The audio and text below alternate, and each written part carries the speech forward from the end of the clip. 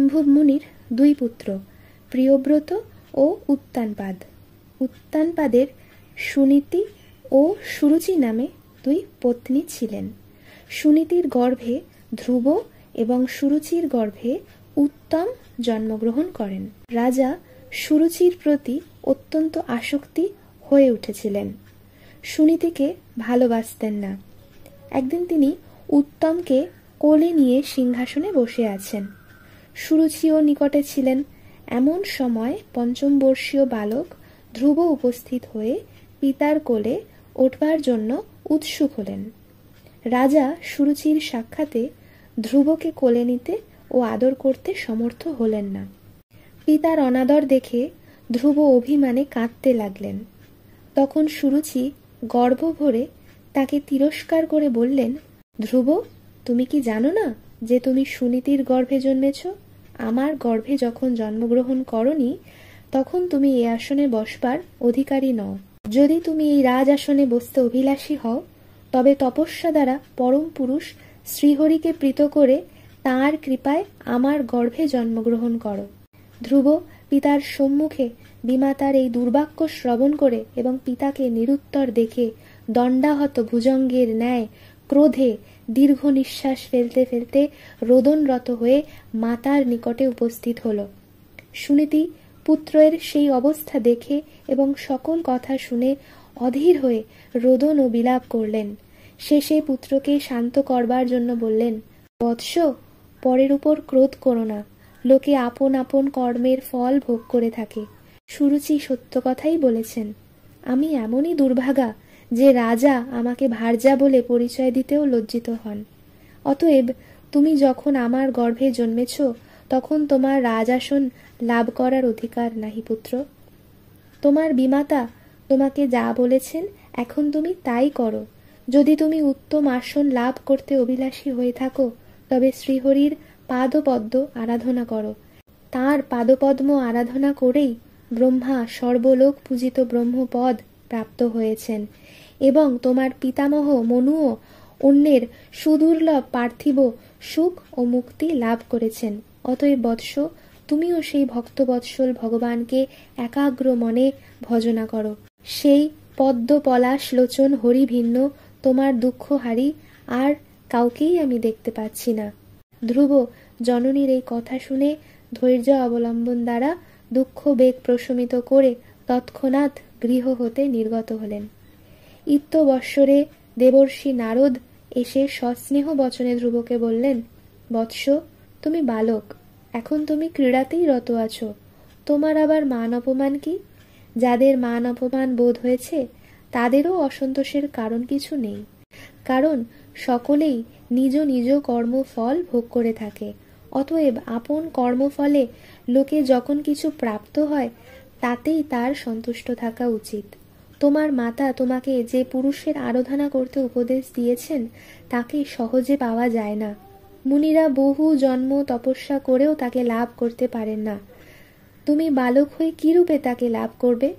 অতএব বৎস, তোমার এই নির্বন্ধ নিতান্তই নিষ্ফল।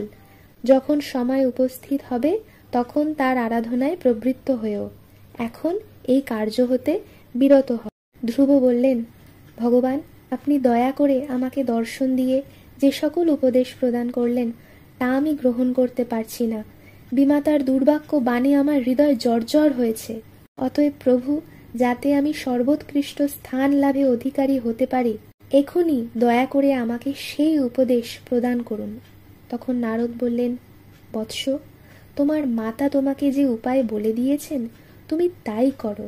যে ব্যক্তি ধর্ম, অর্থ, কাম, মোক্ষ এই চতুর্বিধ পুরুষার্থ কামনা করে, শ্রীহরির চরণ আরাধনা ভিন্ন তার আরও অন্য কোনো উপায় নেই। অতএব তুমি যমুনা তীরে পবিত্র মধুবনে গমন করো। সেখানে থেকে প্রত্যহ যমুনা জলে স্নান করো। সুখাসনে উপবেশন পূর্বক প্রাণায়াম দ্বারা চিত্ত চাঞ্চল্য পরিহার করো। স্থির চিত্তে জগৎগুরুকে ধ্যান করবে এবং তার নাম জপ করতে থাকবে। তাহলেই তিনি প্রসন্ন হয়ে তোমার সকল কামনা পূর্ণ করবেন। অনন্তর ধ্রুব দেবর্ষিকে প্রণাম ও প্রদক্ষিণ করে তার উপদেশ অনুসারে মধুবনে গমন করে তপস্যায় প্রবৃত্ত হইলেন। 3 দিন অন্তর ফল ভক্ষণ করে প্রথম মাস, 6 দিন অন্তর গলিত পত্র ভক্ষণ করে দ্বিতীয় মাস, 9 দিন অন্তর জল ভক্ষণ করে তৃতীয় মাস এবং 12 দিন অন্তর বায়ু ভক্ষণ করে চতুর্থ মাস যাপন করলেন। পঞ্চম মাসে একেবারেই আহার পরিত্যাগ করে এক পদে স্থিরভাবে দাঁড়িয়ে মনকে সকল বিষয় হতে বিরত করে হৃতপদ্মে ভগবানের পাদপদ্ম ধ্যান করতে লাগলেন। তখন ভক্ত বৎসল ভগবান আর থাকতে পারলেন না। ভক্তকে দর্শন দেওয়ার জন্য মধুবনে উপস্থিত হলেন। ধ্রুব তখন হৃৎপদ্মে তাকে আর দেখতে না পেয়ে যখন নয়ন উন্মিলন করলেন, অমনি দেখলেন শঙ্খ চক্র গদা পদ্মধারী পীতাম্বর শ্রীহরি গরুড় বাহনে তাঁর সম্মুখে উপস্থিত হয়েছেন। তা দেখেই ভক্তি ভরে ধরাতলে পতিত হয়ে তাঁর চরণে প্রণাম করলেন এবং কৃতাঞ্জলি পুটে স্তব করতে উদ্যত হলেন। কেবল অবিরল অশ্রু মোচন করতে লাগলেন। ভগবান বলিলেন, বৎস, আমি তোমার অভিপ্রায় জেনেছি। তুমি যে কামনায় আমার আরাধনা করেছ তা আমি তোমায় প্রদান করছি। তোমার পিতা তোমাকে রাজ্য দিয়ে বনে প্রস্থান করলে তুমি 36,000 বৎসর রাজ্য পালন করবে। তুমি বিবিধ যজ্ঞে আমার আরাধনা সহকারে রাজ্য পালন ও সর্বসুখ ভোগ করে শেষে আমাকে স্মরণ করো। সেই সময় তুমি সর্বোপরি লোকে গমন করবে। এই বলে ভগবান অন্তর্হিত হলেন। ধ্রুব পূর্ণকাম হয়ে ভবনে প্রত্যাবর্ত হলেন। রাজা পরম সমাদরে প্রত্যুৎগমন করে মহা সমারোহে পুত্রকে নিয়ে আসলেন। সুরুচি তখন গর্ব পরিহার করে আন্তরিক স্নেহ ভরে তাকে আলিঙ্গন ও চুম্বন করলেন। উত্তম তাকে আলিঙ্গন করে প্রেমাশ্রু বর্ষণ করতে লাগলেন। যার প্রতি শ্রীহরির কৃপা হয় তার আর শত্রু থাকে না, সকলেই মিত্র হয়ে ওঠে। তখন সুনীতি প্রাণাধিক পুত্রকে আলিঙ্গন করে পরম আনন্দ অনুভব করতে লাগলেন। কিছুদিন পর রাজা পুত্র ধ্রুবকে যোগ্য বয়স্থ ও প্রজাগণের অনুরাগ ভাজন দেখে সকলের সম্মতিক্রমে তাকে রাজ্য প্রদান করে স্বয়ং বানপ্রস্থ ধর্ম গ্রহণ করলেন। ধ্রুব বহু বৎসর রাজ্য পালন করে আপন পুত্রকে রাজ্যভার দিয়ে জগৎকে মায়াময় ভেবে হরিপাদপদ্মেই মন সমর্পণ করলেন এবং ভক্তি ভরে পুলকিত শরীরে প্রেমাশ্রু নীরে ভাসতে ভাসতে বদনে অবিরত হরিনাম উচ্চারণ করতে লাগলেন। সেই সময় বিষ্ণু রূপধারী 2 জন বিষ্ণুদূত দিব্য বিমান নিয়ে উপস্থিত হলেন এবং ধ্রুবকে তাদের সঙ্গে নিয়ে সেই ধ্রুবলোকে গমন করলেন।